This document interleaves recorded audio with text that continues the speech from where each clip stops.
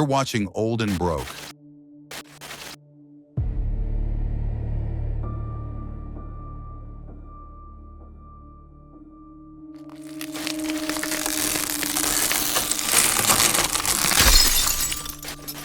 September 2025. 17 years after Lehman Brothers collapsed, we're supposed to be smarter. We're supposed to have learned. But the warning signs are flashing again. More than $1 trillion in commercial real estate loans are coming due. Regional banks are tightening credit, and the same patterns that built the last crisis are emerging once more. This isn't just history, it's the playbook being run again. So let's go back to September 15th, 2008. The day the blueprint was executed. Lehman Brothers, $639 billion in assets, $619 billion in debt, collapsed into the largest bankruptcy in American history. A firm that stood for 158 years, erased in a morning. But this wasn't just a bank failure. It was a spark in a dry forest. Within days, $10 trillion evaporated from global markets. 26,000 employees left with boxes instead of futures. By the end, 8.7 million jobs were gone. 6 million families forced out of their homes. The machine had been built for years, cheap money from the Fed, mortgages weaponized by Wall Street, and regulators looking the other way. It was never a safety net. It was a trap, one designed so profits stayed private while the losses hit Main Street. This is the story of how the so-called safest investment in America, your home, was turned into the fuse that nearly burned the world down. And why the architects didn't just survive. They perfected their craft for the next demolition. Between 1998 and 2006, U.S. home prices doubled. The fastest climb in American history. Wages didn't. Rents barely moved. But the lie spread everywhere. Housing always goes up. The math didn't work, but the money kept flowing. Ninja loans. No income, no job, no assets. Countrywide alone pushed $400 billion in subprime mortgages. Washington Mutual chased the same dream and became the largest bank failure in U.S. history. And the Federal Reserve? It supercharged the bubble with rock-bottom rates, feeding the frenzy long after the warning lights flashed red.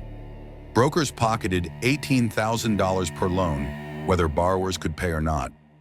Real estate agents told teachers and janitors they could afford $500,000 homes. Wall Street took those toxic loans, wrapped them in AAA-rated securities, and sold them as gold. Everyone was winning. Everyone except the families wired into this system like explosives, waiting for the detonation. This wasn't a housing boom. It was the wiring stage of a controlled demolition, dressed up as prosperity. Once the housing loans were wired into place, Wall Street began packing the explosives. Risky subprime mortgages were bundled into mortgage-backed securities. Then those securities were sliced and repackaged into even riskier creations called collateralized debt obligations, CDOs. Wasn't someone supposed to check the math? They did. Moody's, Standard & Poor's, and Fitch handed out AAA ratings as routinely as stamping envelopes. The same firms building the bombs were also paying for the inspection reports. This was sold as financial innovation. In reality, it was the wiring diagram of collapse. Countrywide's $400 billion in subprime loans didn't just sit on its books. They were funneled through this factory, wrapped in false security, and shipped to pension funds, insurance companies, and governments worldwide. The ratings cartel, bought and paid for, turned rat poison into certified gold. Everyone told themselves risk had been spread, but it hadn't been spread. It had been concentrated, compressed, like charges strategically placed throughout the global financial system. The demolition wasn't random. It was engineered, and the detonator was already armed. By 2006, mortgage defaults had doubled. By 2007, more than 25 subprime lenders had vanished. Foreclosures hit 2.2 million homes in a single year. Whole neighborhoods hollowed out. The warning lights were flashing red. So why didn't anyone stop it? Because too many were making too much money to care. Alan Greenspan's Federal Reserve kept rates low and trusted markets to police themselves. Banking regulators stood by as predatory loans spread. Wall Street economists dismissed every alarm, assuring the public that home prices never fall nationally. Critics who sounded warnings were written off as doom merchants. But the structural damage was already spreading through the foundation. The charges had been placed. The wiring was complete. The countdown had begun. And the architects of this controlled demolition, from mortgage brokers to ratings agencies to federal regulators, all chose to look the other way. By late 2007, the detonation sequence was irreversible. The only question wasn't whether the explosion would come. It was how much of the world would collapse when it did. September 15, 2008, the detonator was pressed. Lehman Brothers, 158 years old, $639 billion in assets, $619 billion in debt, collapsed into the largest bankruptcy in American history. A titan reduced to boxes on a sidewalk. This wasn't an accident. It was the inevitable result of every charge placed in the system. The subprime mortgages, the toxic CDOs, the corrupted ratings, all wired together, waiting for this moment. In the weeks before, Lehman had already reported a $3.9 billion quarterly loss. Its stock price collapsed. Rescue talks with Bank of America and Barclays failed when the government refused a backstop, and British regulators blocked the last-minute deal. By Sunday night, the decision was made. Lehman would not be saved. Monday morning, the first explosion tore through global markets. The Dow fell 4.5% in a day. Credit markets seized. Interbank lending froze worldwide. But this was only the first detonation. The controlled demolition had been engineered to bring down more than one building. The charges were placed across the global financial system, and now, one by one, they were beginning to explode. When Lehman went down, the blast wave ripped through the global system. Interbank credit markets froze. Banks no longer trusted each other to survive the night. Lending stopped. Businesses couldn't borrow. Families couldn't refinance.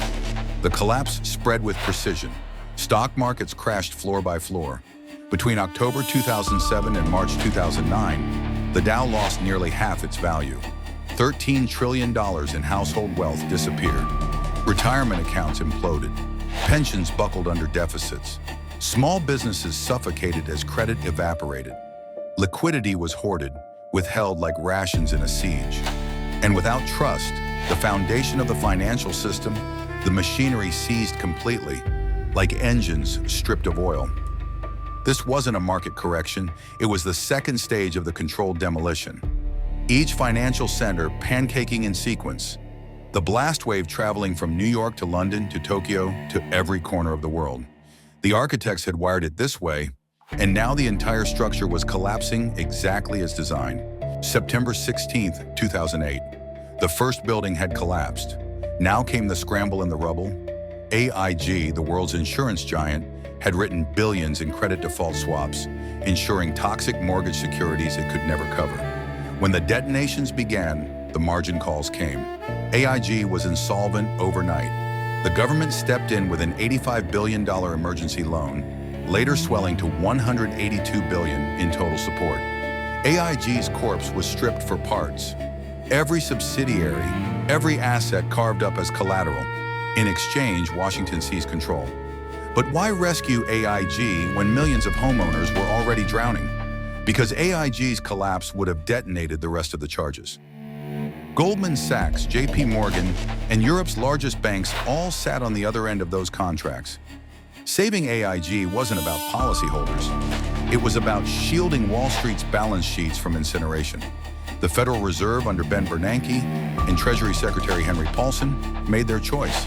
Families got foreclosure notices. AIG's bankers got lifelines worth billions. This wasn't capitalism correcting itself. This was triage in a controlled demolition. Fire crews rushing past Main Street to pour water on Wall Street's vaults. The rubble was still smoking, and the rescue had only just begun. October 2008. With the debris still settling, Congress approved the $700 billion Troubled Asset Relief Program, TARP. It was sold as stabilization. In truth, it was reconstruction on the same broken foundation. The law authorized $700 billion. About $431 billion was deployed. By 2012, most of it had been repaid. On paper, the net cost was $31 to $37 billion. But the real cost wasn't measured in dollars. It was structural. Because while millions of families were bulldozed out of their homes, The very firms that wired the charges, Goldman Sachs, Citigroup, Bank of America, were handed taxpayer capital to rebuild, and they rebuilt on the same blueprint. Executives collected multi-million-dollar bonuses. Balance sheets were guaranteed by public money. Lobbyists smoothed the way through Congress. Treasury Secretary Henry Paulson, once Goldman's CEO, awarded the contracts.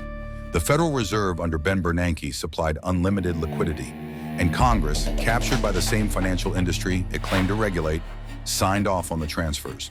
This wasn't a rescue, it was a renovation contract, awarded to the architects of the controlled demolition, paid for by the people buried in its rubble. The structure was rising again, but nothing in the design had changed. Between 2008 and 2010, 8.7 million jobs disappeared. The unemployment rate doubled, peaking near 10%. By 2012, more than 6 million homes had been foreclosed. Families displaced, communities gutted. This wasn't collateral damage. It was part of the blueprint. The human wreckage had always been built into the design. The same institutions that engineered the demolition and were paid billions to rebuild, processed foreclosures at scale. Bank of America alone seized more than 1 million homes. Wells Fargo's robo-signing scandal rubber-stamped evictions without even reading the files. Meanwhile, the architects of collapse collected their reconstruction fees. In 2009 alone, Wall Street executives paid themselves $20 billion in bonuses. In the same year, families lost the homes and savings built over generations. The Federal Reserve funneled $16 trillion in emergency loans to banks worldwide. Homeowners, by contrast, were offered loan modification programs with failure rates above 80%. This wasn't rescue, it was hierarchy maintenance. The structure of the system never shifted. It simply ensured the architects of the controlled demolition remained standing on top of the ruins. The demolition was complete, and the blueprints for the next one were already being drawn. After the dust settled, no major Wall Street executive went to prison, not one. By 2009, bonuses had returned. Billions paid out to the same firms that had engineered the demolition. The Justice Department issued civil fines, more than $200 billion in settlements. But the architects walked away untouched. The Financial Crisis Inquiry Commission referred cases for prosecution. They vanished into bureaucratic silence. Only one high-profile conviction emerged. A Credit Suisse trader sentenced to 30 months. A token exception in a system built for immunity. Meanwhile, families who missed mortgage payments were processed through foreclosure courts like machinery. Ordinary citizens faced charges for paperwork errors, while banks that had industrialized fraud signed settlement checks and moved on. Attorney General Eric Holder's Justice Department embraced a principle that reshaped the rule of law. Too big to fail also meant too big to jail. Prosecuting the firms responsible would have jeopardized the very institutions chosen to rebuild the system. This wasn't justice deferred, it was justice by design. The same architects who wired the charges, triggered the demolition, and collected the reconstruction fees were permanently shielded from consequence. The blueprints were preserved, along with their creators. After the collapse, reconstruction began. The Federal Reserve cut rates to zero and poured trillions in quantitative easing into the financial system. But the new foundation was laid directly over the same fractured bedrock. Asset prices recovered. Markets soared. The architects collected their fees. Wages stayed buried in the rubble. By 2010, the top 1% owned more wealth than the entire middle class combined. Wall Street bonuses surged back to pre-crisis highs. Foreclosure scars remained etched into neighborhoods for years. The blueprints hadn't been revised. They had been reinforced. Quantitative easing became standard policy. Too big to fail became too big to prosecute. The cycle of demolition and reconstruction was written into the operating manual of the system itself. On the streets, the anger surfaced. Occupy Wall Street, populist uprisings, collapsing trust in institutions. But the structural damage was already locked in at the foundation. The same firms that wired the charges in 2008 emerged even larger, more concentrated, and more systemically dangerous. The demolition wasn't a one-off event. It had become the business model. And the next collapse isn't a question of if, it's a question of when. The architects hadn't just survived, they perfected their craft. and the cycle itself became the system. You're watching Old and Broke. We don't predict the future, we just pay attention. Hit like, hit subscribe, stay sharp,